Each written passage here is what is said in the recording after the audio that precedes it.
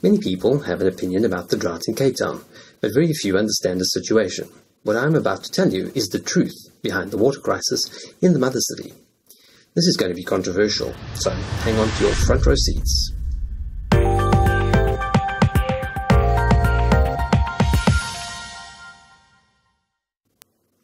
I'm Joe, and I live here. I've lived in South Africa for most of my life, and therefore I know a thing or two about local politics. While everyone is blaming Mama Nature, they are ignoring the truth. It's for this reason that I'm speaking out.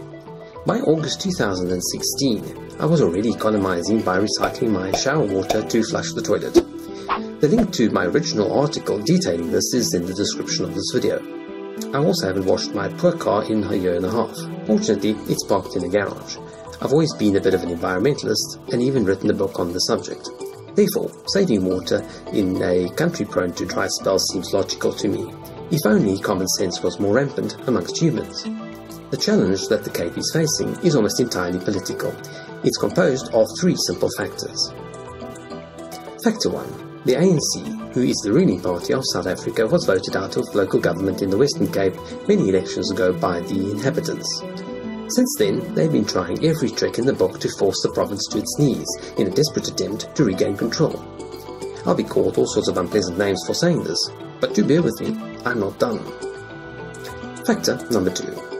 The Democratic Alliance, or DA for short, has slowly gained votes countrywide, and in some areas they have taken enough voting control to push back against the almighty ANC. The challenge with all of this is that they have had to do everything they could to retain those votes.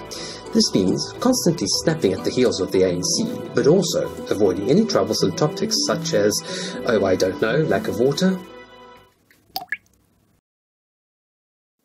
The news that we don't have enough water for the populace of this region is not a surprise. This was known years ago.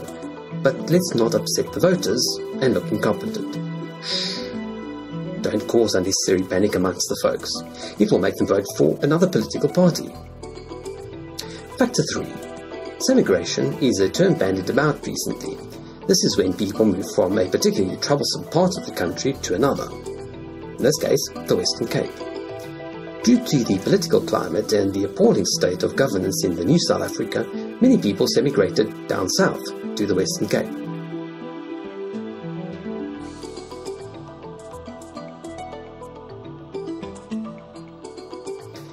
In the last 2 decades, the population of Cape Town has increased from 2.5 million to over 4 million people.